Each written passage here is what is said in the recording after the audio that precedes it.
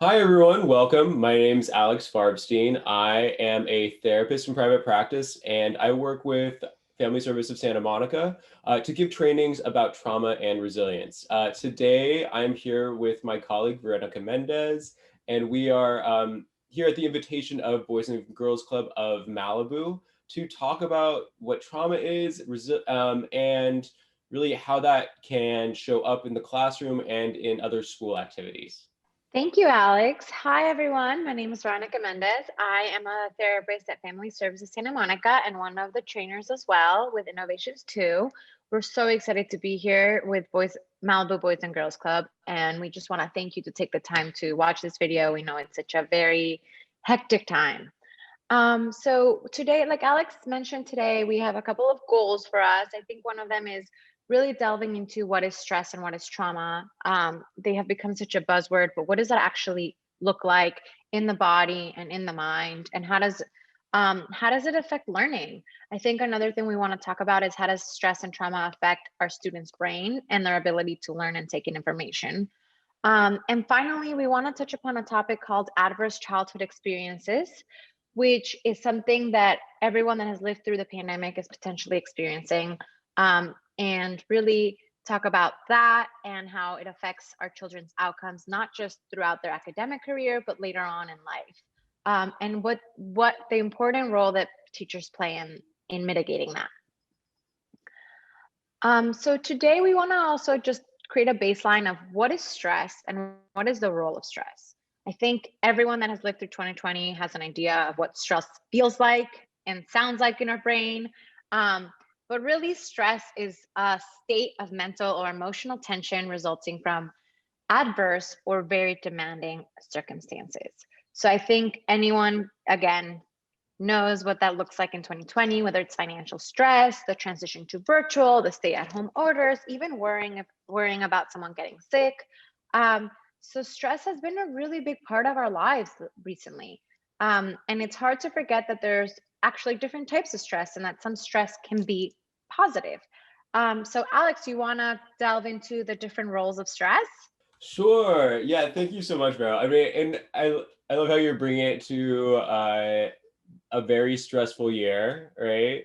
But we were experiencing stress even before 2020, right? Like I remember, like I'd be trying to get a million things done in one day, and it would just be like, oh wow, like I gotta go to the market, I gotta go get all this work done. Oh, I'm gonna try to go to the gym. Oh, I'm gonna try to get home. Oh, there's traffic, right? Do you guys remember traffic? Um, and that was stressful, but maybe that was also something we call positive stress. And what positive stress is it leads to growth and is essential for healthy development, right? This kind of stress, well, it keeps us on our game. And right now, while I'm doing this video with you guys, I'm experiencing a little bit of positive stress, right? Like I really want to make sure that I'm here, that I'm present, that I'm presenting this material to you guys in a way that is comprehensible, that is helpful. Um, so this positive stress, stress in general isn't necessarily a bad thing. So for the kids that we work with, that might look like brief disagreements. It might look like, deadlines, which I don't think actually matters if you're a child or if you're an adult, right? Deadlines keep us on our game. They get things done on time. They're motivating. Morning and evening routines. Or even just classroom routines can be a kind of positive stress for students, but it also provides a structure. Um, and then, so we have all this positive stress. Well, then what's the next kind of stress? Well, that's tolerable stress. Tolerable stress is temporary and requires support for growth.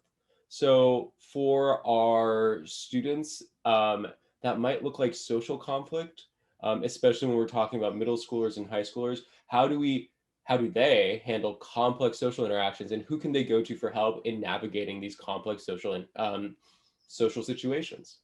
And then we also have life transitions. So that might look like family changes. So maybe there's a new baby in the family, maybe there's separation or divorce. Maybe it's moving to a new town, like these stressful situations that a lot of kids experience, and there's something that they really can grow for when they have appropriate support. But then there's also school changes. And right, normally we think about school changes like, oh, you're moving into middle school, oh, you're moving into high school, oh, you're going to college. oh, okay, well, like that's going to be a big, role changes, all of that. Well, in 2020 and well, now 2021, school has really changed on children. It's not just changed on children, it's changed on teachers, it's changed on parents, it's changed on staff, it's really changed on everyone. So, what kind of support do children need, teens need, but also what kind of support do all of us need as we navigate these changes? So, we have positive stress, we have tolerable stress, and now we get into toxic stress. And toxic stress is prolonged, it requires support. It really does require support to manage it. And it also might lead to unhelpful coping strategies. So, what are some potentially things that could be toxic stressors for students? Well, it might be bullying, right? Sort of these ongoing situations that cause a lot of system like somatic body activation, right? Mm. Natural disasters, so like the Woolsey fire in Malibu, maybe like global pandemic, and then systemic discrimination. So that is all the isms, so racism, classism, sexism, gender bias, homophobia, transphobia. All of these are toxic stressors, and they really require not just one-on-one support, but also community support, to help kids navigate them and to thrive even when these elements exist. Yeah, thank you so much, Alex. And I think taking that even another level is stress and distance learning, right? Um, I think one of the biggest things that you brought up is that the difference between the different levels of stress is whether someone has a support group or not, a support system or not, right? It can really make a difference between a tolerable and toxic stress is the support that the student is receiving and at home. So in terms of positive stress, I think that really a good example of this and how this leads to growth and essential health development is just that our kids need to feel some stress to get up and in the morning, log on to Zoom to prepare for an assignment or get through a presentation or meet a deadline, right? A healthy level of stress is how their brains prepare to pay attention, to concentrate, to focus, to memorize. And even if we think about an example of positive stress, with regards to the pandemic, there's a lot of people that really learned new ways to communicate and learn as a result of stress. Um, but then we get into like the tolerable stress, which again requires support and it's a little bit more temporary. Um, and this can be navigating new ways of learning in school, especially kids that need some sort of extra support or extra help. And then, of course, there's a toxic stress, which in so many ways we are all experiencing right now, right? Because it's prolonged. And this has been a year and a half, the virtual learning. And so really that's prolonged, right? And I think also it requires support. And so really when stress becomes toxic, our children's attention and memory are impacted because they're really focusing on surviving and their basic needs. And so when it's virtual, I encourage everyone to just realize or be curious about the fact that this is a little screen. We can't see what else is going on, especially for our kids. And so they need that extra support that usually is going to come from the parents. But how is the family functioning? Are parents who are stressed about meeting their basic needs, are they going to be able to provide the attention and the support of having the kids being engaged on the computer and on Zoom and all the learning programs?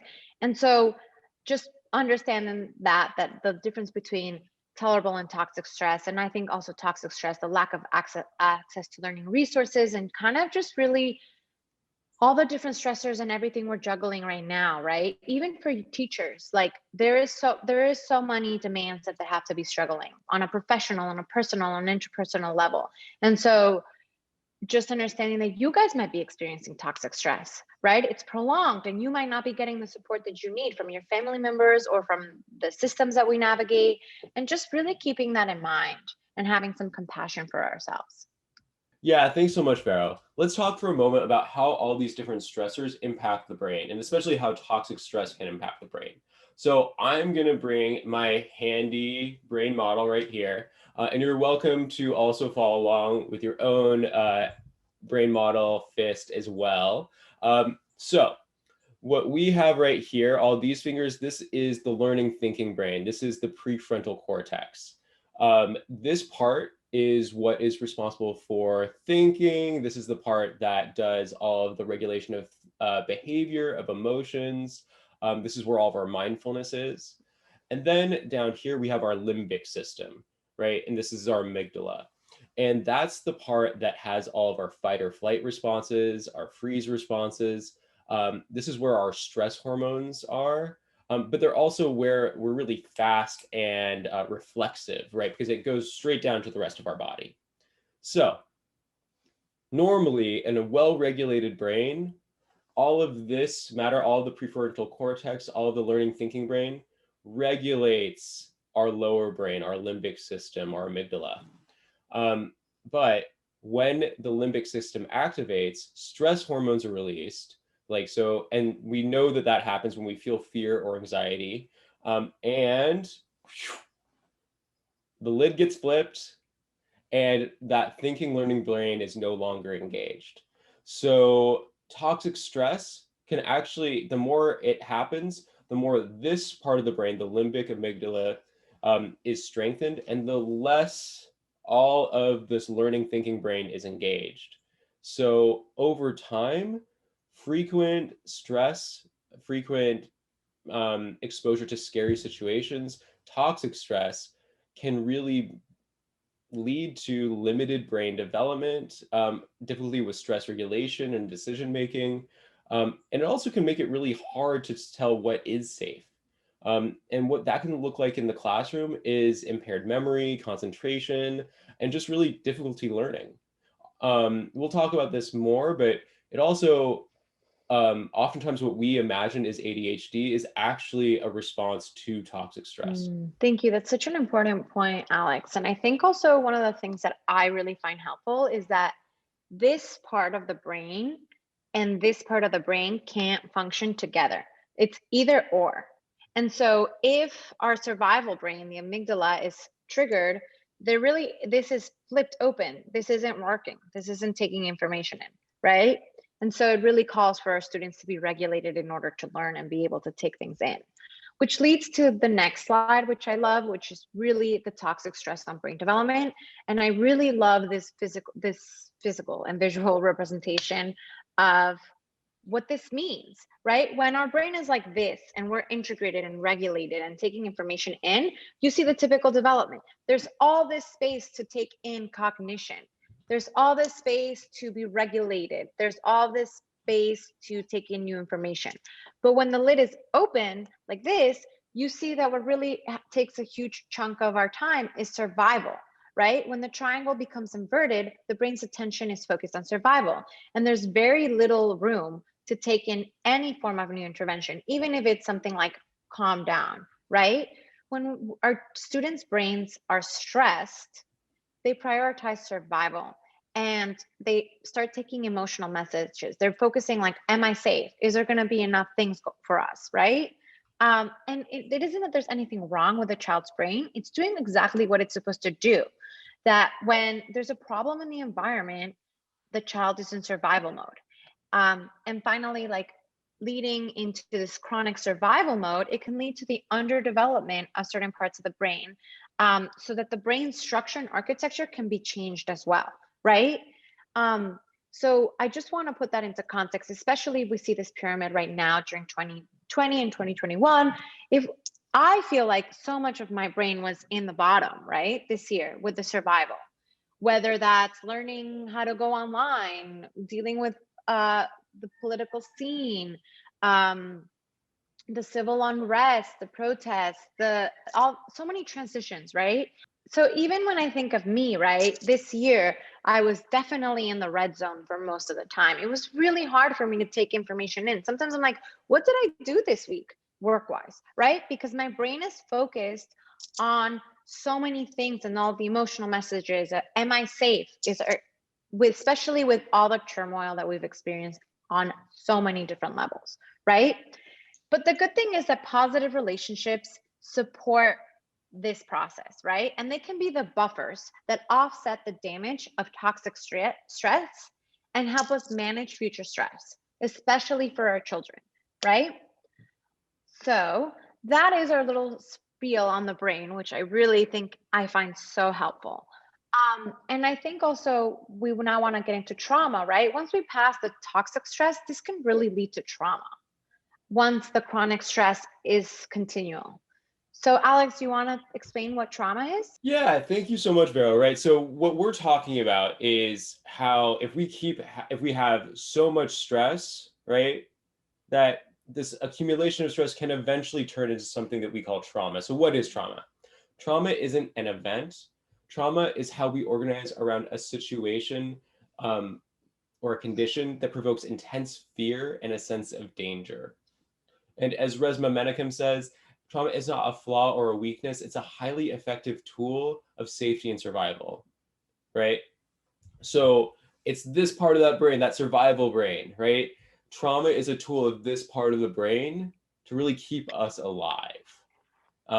And we hear so much about trauma, and trauma can just sound like this thing's like that is like insurmountable, right? Like, what are you going to do with anyone who has trauma, let alone a child in your classroom that has trauma? Well, you can do a lot. We'll be talking more about that in other videos, but right now we want to give you the base level of education to know what trauma is and what its impacts are. So just a little preview, this isn't totally hopeless, but this is the education part of this is really important as you work with kids who may have trauma. So let's just look at what potentially traumatic experiences might be. Potentially traumatic experiences look a lot like what toxic stressors are, right? They're the same thing. The difference is how someone might organize around any of these experiences, any of these events, any of these stressors. So you got your one-time events, right? And this is often what we think about when it comes to trauma. So accident or injury, witness or being victim of a crime, losing a loved one, loss of employment or economic stress, a natural disaster like the Woolsey fire, an act of terrorism, a global pandemic. We have all of these in nice little boxes, right? But life doesn't fit in nice little boxes. Life, maybe these look like more like Venn diagram. There's a lot of overlap between these boxes. So, when we think of a pandemic, maybe that's not really a one-time event. That's an ongoing, relentless stress. And there's other ongoing, relentless stressors that really, pull from all these other areas. So maybe it's living in poverty or an unsafe neighborhood. Maybe it's having a chronic illness. Maybe it's being unhoused. Maybe it's experiencing intimate partner violence or being in a situation where you're exposed to domestic violence. For a lot of the students we work with, maybe it's abuse or neglect. And then how do all of these different elements from these one-time events that we're talking about or these ongoing relentless stressors, how are they impacted by systemic and institutional stressors? So maybe that looks like racism, sexism, homophobia, transphobia, gender bias. How is that impacted by historical oppression? How is that impacted by community violence? And then we also can think about school violence as bullying as one of these systemic institutional stressors, because maybe kids don't feel safe in the environment that they're learning in. Causes that are often overlooked when it comes to potentially traumatic experiences, humiliating or disappointing experiences can have a big impact. So that has a big overlap with the bullying. Harsh or cruel treatment. So that might be an overly restrictive household or even an overly restrictive classroom. And public shaming, which I think a lot of the students we work with are experiencing on social media. So we're talking about all these adverse events, right? Well, someone did a study on these and did it on what they called adverse childhood experiences, right? So all of these potentially toxic stressors, all these potentially traumatic events that have a big impact on children. So the ones that they studied were specifically physical and emotional abuse, neglect, caregiver mental illness, household violence, exposure to substance abuse, and imprisonment.